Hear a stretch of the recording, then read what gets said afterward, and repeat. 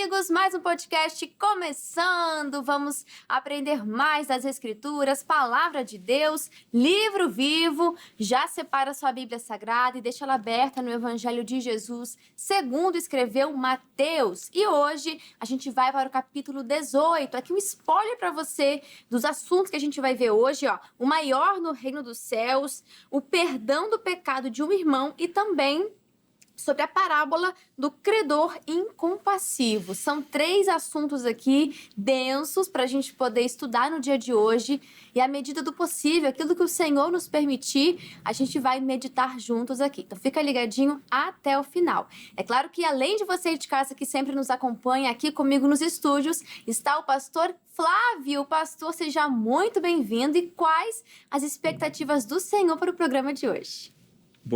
Bom dia, Mãe Júlia, é altíssima e espero contribuir, amém, para os irmãos que assistirem e eu creio que Deus vai abençoar grandissimamente. Quem também está conosco pela primeira vez, veio lá de São João de Meriti, o pastor Natan. Pastor, seja muito bem-vindo. Amém, obrigado pela sua oportunidade, bom dia. E a expectativa é grande. Eu creio que Deus ele tem grandes revelações da palavra para os nossos corações, em nome de Jesus. E como é que tá lá São João? É uma bênção. Cada milagre que Deus tem operado, né, em todas as reuniões e vai continuar operando em nome de Jesus. Amém. E obras ainda maiores, em nome de Jesus. Bom, como sempre ensinamos aqui, é um hábito para você fazer aí na sua casa também, sempre nos seus momentos com Deus, é convidar o Espírito Santo. Faz total diferença. Então sempre convide o autor para estar do seu lado, te ensinando, te direcionando e te revelando as Escrituras. E eu vou pedir a bênção para o pastor Flávio hoje. Pode ser, pastor? Amém, dona Júlia. Amém.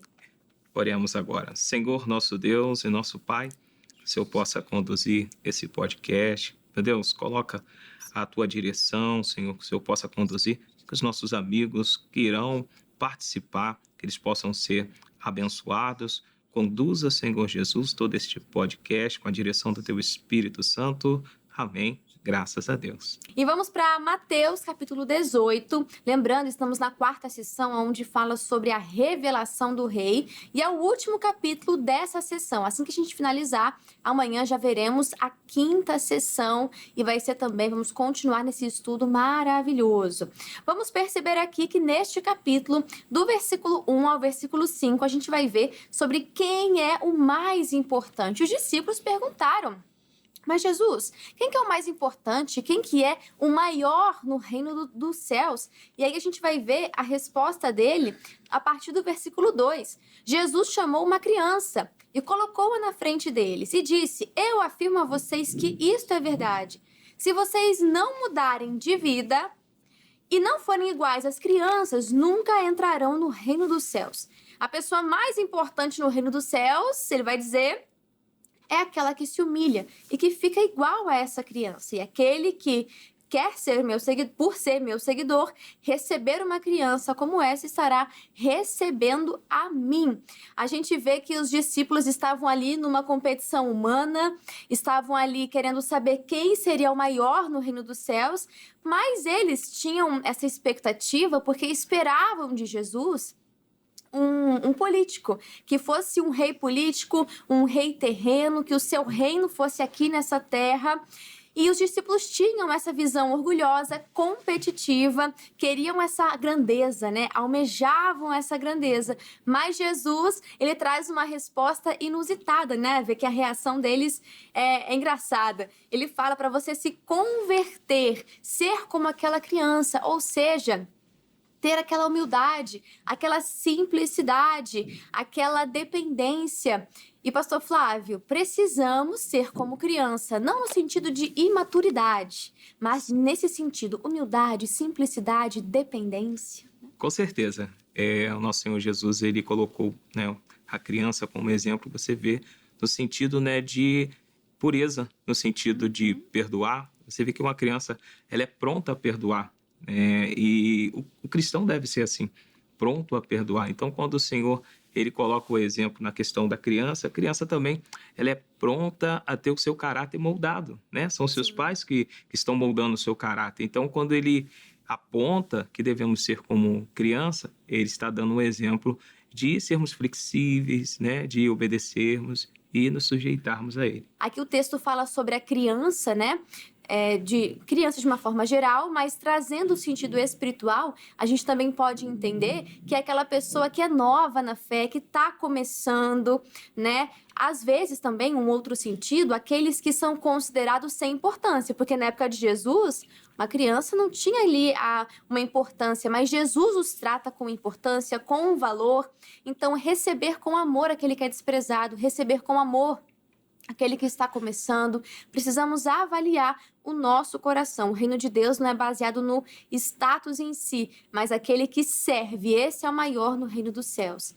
Do versículo 6 ao versículo 9, a gente vai entrar num assunto bem interessante, bem necessário. Vai falar sobre o perigo do pecado.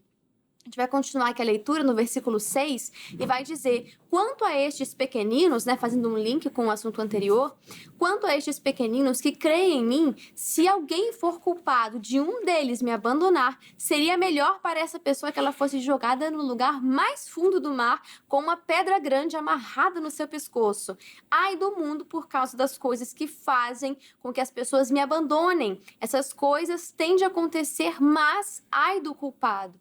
Então, aqui Jesus reconhece que há uma maldade no mundo, é quase que inevitável, mas que você não seja esse instrumento para causar maldade, para causar escândalo. Novamente, quando fala sobre os pequeninos, aqui a gente pode trazer esse sentido, não a crianças físicas propriamente falando, mas aquele que é novo na fé, aquele que é humilde, aquele que está com seu coração puro, guardado no Senhor.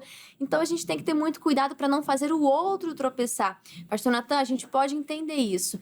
Há um castigo muito pesado da parte do Senhor para aqueles que trazem escândalos. É inevitável que surjam os escândalos, mas ai daqueles.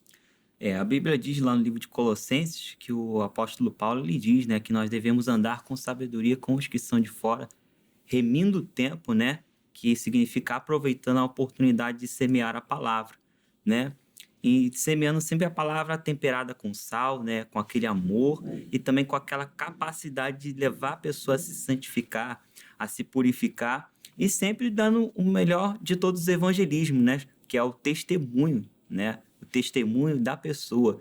E quando ele fala aqui no versículo 6, mas qualquer que escandalizar um desses meus pequeninos que crê em mim, melhor lhe fora que se lhe pendurasse ao pescoço uma mó de azenha, né? Submergisse na profundeza do mar, no sentido dele ser também cobrado pela salvação daquela alma também, né? Que além de darmos conta da nossa alma, né, vamos dar conta da alma daquela pessoa, né, que se perdeu por causa do nosso mau testemunho, né?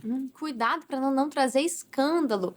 A palavra chega a dizer, através do apóstolo Paulo, que se comer carne, ele usa esse exemplo, vai escandalizar o meu irmão, Sim. então eu vou apontar para o meu irmão, falar, você é falta de fé, você é falta de entendimento. É isso, pastor Flávio? Não é. Não. Ele fala, então eu vou parar de comer carne. A gente vê nos versículos seguintes, vai dizer, né, a partir do versículo 8, se uma das suas mãos ou dos seus pés faz com que você peque, então corte e jogue fora. Aqui não está falando sobre uma automutilação, só para você entender aqui. É um sentido de você ser radical com aquilo que te faz errar.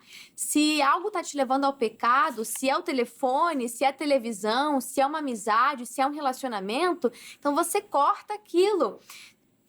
Pois é melhor você entrar na vida eterna sem uma das mãos ou sem um dos pés do que ter as duas mãos e os dois pés e ser jogado no fogo eterno. E depois vai falar a mesma coisa, só que a respeito dos olhos. Pode falar, pastor. Tem algo que eu entendo dessa mensagem aqui, sobre cortar, né, o olho, parece meio radical e bem doloroso, né? Uhum. Então, eu acredito que quando Deus ele nos ensina a fazer algo, né, que para nós seja doloroso, por mais doloroso que seja, ou até pareça vergonhoso para a gente, mas se for necessário pela nossa salvação, é melhor a gente fazer a vontade de Deus. Sempre melhor escolher a vontade dele. É melhor você perder algo que você considera precioso, né? Mas por algo que tem um valor infinitamente superior. Então, assim, você abre mão, mas você entende que é para o seu bem, que é para a sua santificação, e sem santificação ninguém verá o Senhor. E aqui vai falar sobre o juízo também. Ou seja, melhor você entrar na vida eterna sem uma das mãos, um dos pés ou os olhos, do que você ter tudo aquilo, mas ser jogado no fogo eterno. Ou seja, fala sobre juízo, fala que nós daremos conta daquilo que os erros, os pecados, aquilo que você não se arrependeu, aquilo que você não abandonou. Então, seja radical com o pecado.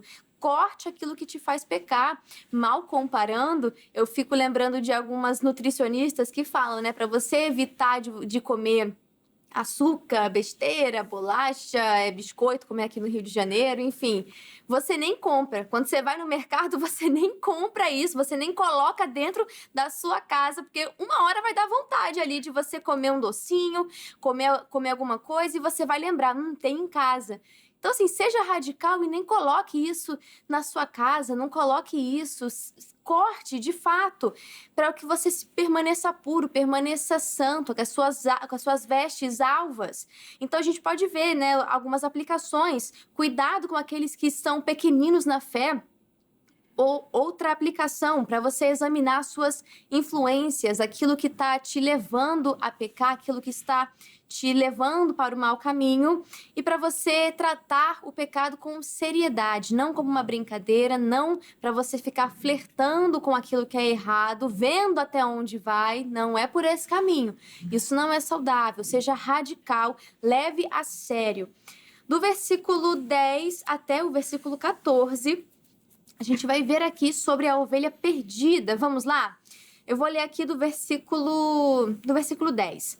Cuidado, não desprezem nenhum daqueles pequeninos. Eu afirmo a vocês que os anjos deles estão sempre na presença do meu Pai que está no céu, porque o Filho do Homem veio para salvar o que está perdido.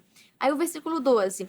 O que é que vocês acham que faz um homem que tem 100 ovelhas e uma delas se perde? Será que não deixa as 99 pastando no monte e vai procurar a ovelha que está perdida? Eu afirmo a vocês que isso é verdade. Quando ele encontrar, ficará muito mais contente por causa desta ovelha do que pelas 99 que se perderam. Assim também o Pai de vocês que está no céu. Então a gente vê que Deus, ele está ali buscando, né, ativamente aquelas pessoas que ele tem esse interesse em salvar aquele que está perdido. O desejo dele é que todos se salvem, né? Tanto que ele enviou o próprio Filho para se entregar em prol de toda a humanidade. E mostra, quando aquele que está perdido é encontrado, quando ele volta, quando ele se firma, há uma festa, há uma celebração no céu. Então, essa também tem que ser a nossa postura, buscar por aqueles que se perderam, que porventura se afastaram. Mas será que, Pastor Flávio, será que estamos tendo esse olhar que o nosso pastor Jesus ensina de buscar aqueles que estão perdidos? Ou muitas vezes a gente deixa de lado? Nós devemos ser, né, receptivos, né, com as pessoas que elas se afastam.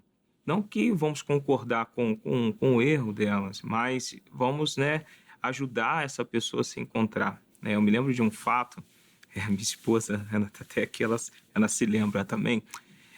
Fizemos um culto, né? No término do culto, encontramos uma pessoa que estava frequentando a igreja. E essa pessoa estava com uma lata de bebida alcoólica na mão. Quando ela se encontrou com a minha esposa, ela jogou a lata para o céu, quase caiu na cabeça dela. E essa pessoa, ela achou que nós iríamos, entenda, não estou aqui apoiando quem bebe, quem não é isso. Mas eu conversei com aquele irmão e expliquei a ele que ele deveria pedir ajuda se ele tinha um problema com álcool. Então, conversamos, né, fiz ali um propósito com aquele irmão e ele foi verdadeiramente liberto. A palavra de Deus declara, lá em João capítulo 8, versículo 32, e conhecereis a verdade, e a verdade vos libertará. Então, enquanto a pessoa ela é refém de um vício, refém de algo, ela não conheceu a verdade. Então, a igreja ela precisa ser receptiva, não em concordância com a questão do pecado, Sim. mas entender, e assim como uma criança, ao processo, né, de 9 meses, ela vai engatear, ela vai, né, depois se alimentar sozinha, assim também é o cristão, um novo convertido, ele precisa de amparo, ele precisa de ajuda, e esses cuidados é importante. Então, levamos esse irmão a Cristo, ensinamos o caminho para ele e ele se firmou com Jesus. Sim, a igreja precisa ser esse lugar acolhedor, é um lugar onde há inclusão, mas ao mesmo tempo há um trabalho ativo na restauração, na transformação. Jesus não disse para você vir como você está, mas você não vai permanecer da forma que você está. A pessoa pode ter algum erro na postura dela, o senhor citou o exemplo de bebidas, mas quantos não têm erros no caráter, erros na personalidade, erros que não são vistos, mas que só Deus sabe como está o coração. Então, ao mesmo tempo, a igreja é o lugar mais inclusivo que tem, que mais abraça as pessoas, mas ao mesmo tempo tem que haver a transformação. É impossível entrar em contato com a palavra e não haver restauração e transformação. E também uma coisa que eu vejo a respeito de ir até essa ovelha que se desgarrou também, é no sentido de sentir falta do irmão, né? Que estava na nossa igreja, estava congregando conosco e depois se desviou. Porque às vezes a igreja tem vários membros, aí você está acostumado a conviver com todas aquelas pessoas. E às vezes, se a igreja estiver dormindo espiritualmente, ela nem se dá conta de que aquele irmão ele estava enfermo e ele saiu da igreja.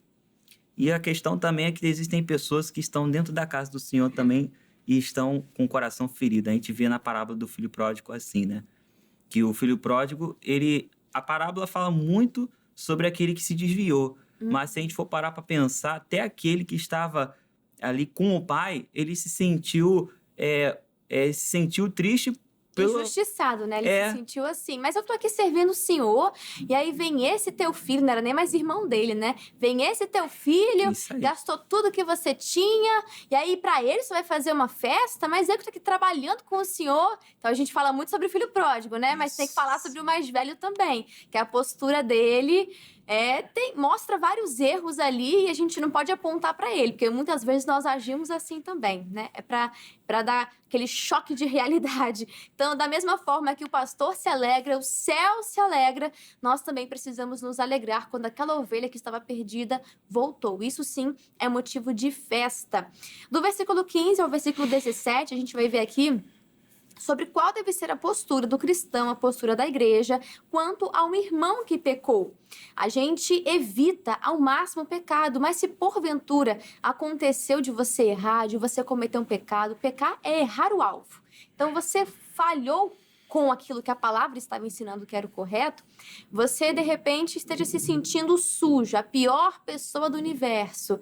Mas calma, Jesus está interessado em te limpar, está interessado em te restaurar, te tornar puro e santo novamente. E existe um caminho para isso, na perspectiva agora sobre aquele que está dentro da igreja com aquele que errou. A gente vai entender melhor.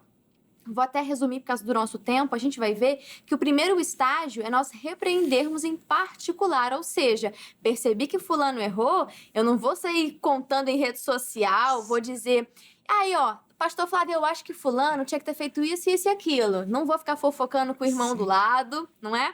A primeira postura é você tentar resolver essa situação de forma privada, chamar o fulano em particular, no cantinho e falar, olha, a palavra diz assim, a forma que você agiu não está condizendo com a palavra, eu quero te ajudar. É sempre num olhar de amor, não de julgamento, né? A tentativa aqui para você ganhar aquele irmão. O segundo estágio, a gente vai ver, você levar mais 2 pessoas. Por que não só mais uma? Porque a palavra diz, Deuteronômio 19:15 vai dizer, né, para você levar ali, o testemunho só é válido se tiver 2 ou 3 pessoas. Então, envolver a outra pessoa na tentativa de você confirmar o fato, para a pessoa não achar que você tem algo contra ela, né? Leva a outra pessoa que vai dizer, olha, presta mais atenção, a gente tem percebido isso, não está de acordo com a palavra. E, novamente, não é com um olhar de julgamento, é com um olhar de amor, de tentar ganhar esse irmão novamente.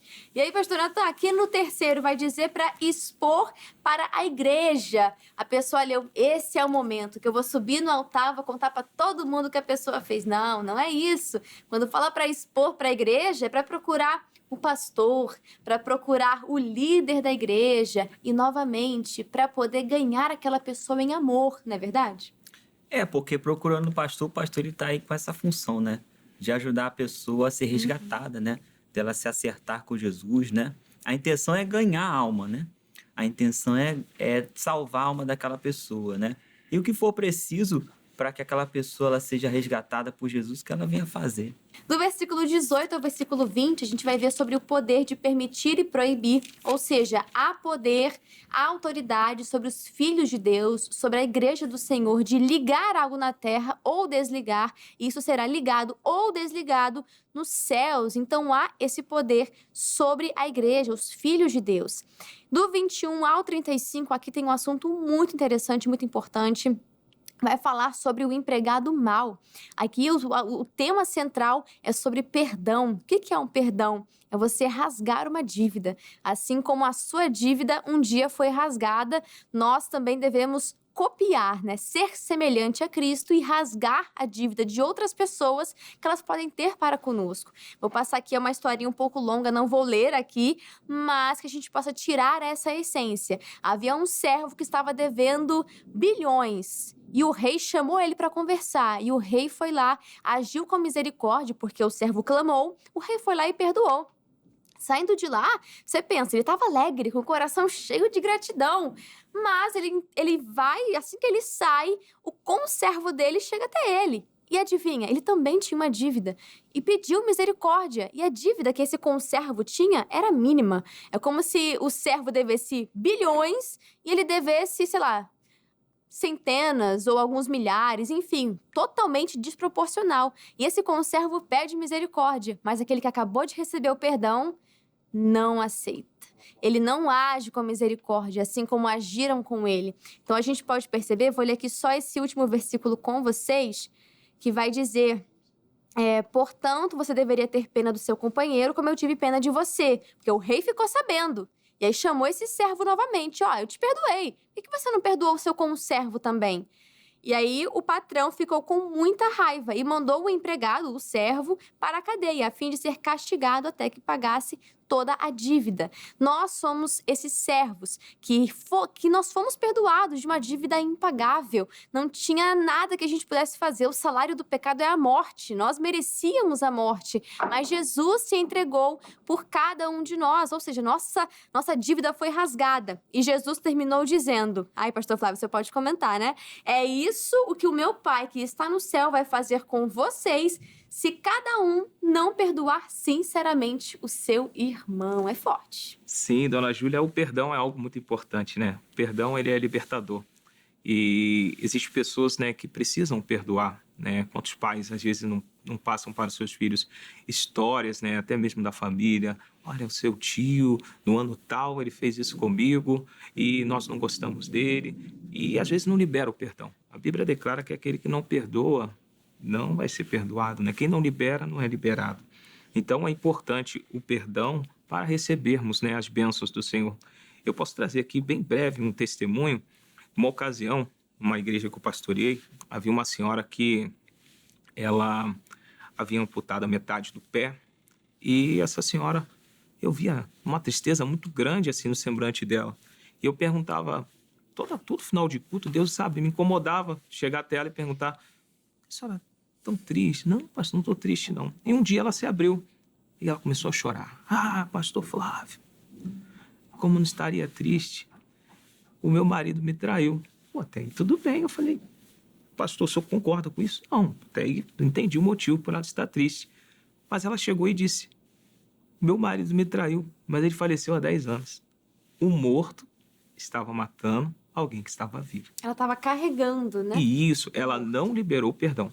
Resumindo, estava marcado para ela ia amputar a perna. O que aconteceu?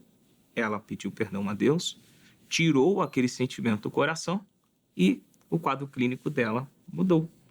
Em si, ela liberou o coração, né? Fisicamente, não teria como ela pedir perdão o marido, já tinha vindo a óbito, mas ela liberou o coração dela. Então, Jesus pôde entrar e fazer a obra. Quantas pessoas não estão assim? Mas ele errou comigo. Dona Júlia, ele errou comigo. Ela errou comigo, eu tenho razão. E às vezes a pessoa ela tem ficado com a razão e não tem alcançado aquilo que Deus tem para ela. Ela está retendo e ela não está alcançando por estar segurando aquilo que Deus quer que ela libere. E qual que é o problema? A partir do momento em que eu travo a misericórdia para o conservo, eu também travo a misericórdia de Deus sobre minha vida. A partir do momento que eu não perdoo, eu estou agindo com crueldade e também com incoerência. Você está sendo incoerente. Quando a injustiça é exposta, o Senhor, no caso o rei, né, Deus, ele revoga o perdão. Então, se você está negando para o conservo, você também não vai receber desse perdão. Então, e Pedro vai falar, né, é 7 vezes, não é, Jesus? Não, é 70 vezes 7. Na vida, né, Jesus? Não, é no dia, não é? Ou seja, a gente tem que ter um coração pronto a perdoar, porque Deus tem esse coração para conosco, pronto a perdoar, pronto a oferecer misericórdia.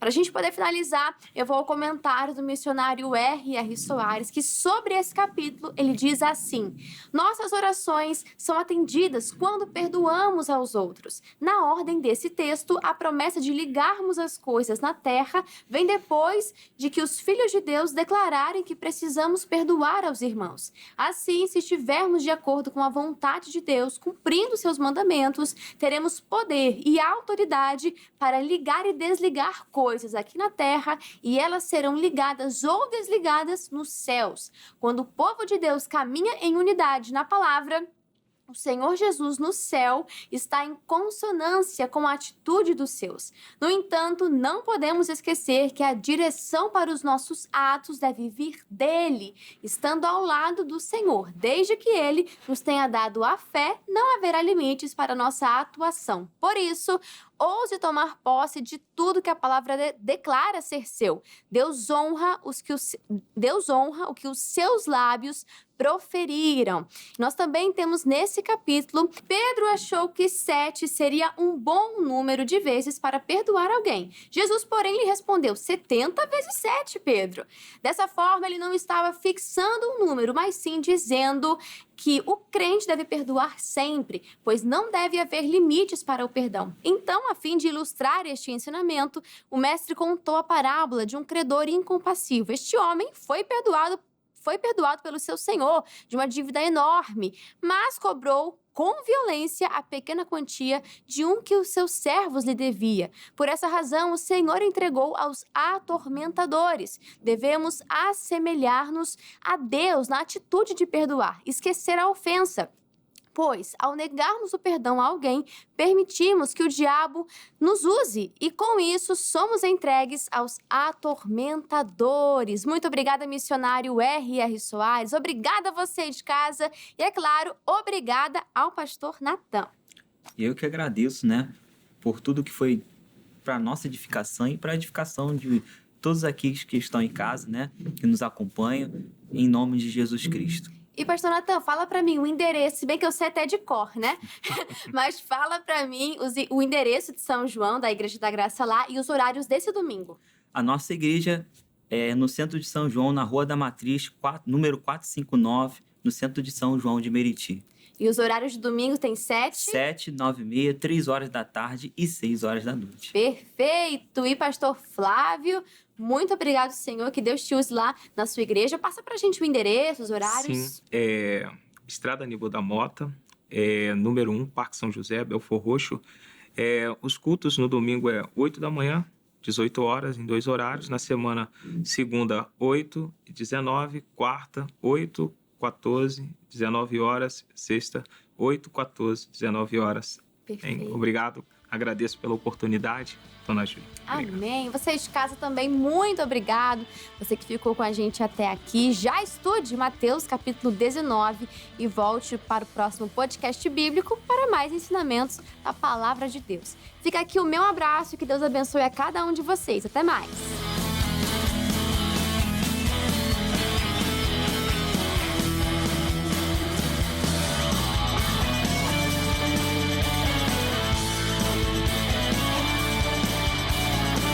Curtiu o vídeo? Então deixa já o seu like, é um sinal que você gosta desse conteúdo. Interaja, participa com a gente aqui nos comentários. Inclusive, qual é o próximo livro que a gente vai estudar aqui no podcast? Já deixa aqui nos comentários, tá bom? E compartilhe, foi bênção para você, também vai ser bênção para outras pessoas. Então nos ajude a espalhar esse conteúdo, esse estudo tão maravilhoso. Conheça também a playlist do podcast bíblico aqui no YouTube, tem muita coisa boa lá. E também o nosso perfil no Instagram, @canal.cjc. Conteúdos exclusivos, novidades, muita coisa boa, você não pode ficar de fora, tá bom? Fica aqui o meu abraço e que Deus te abençoe.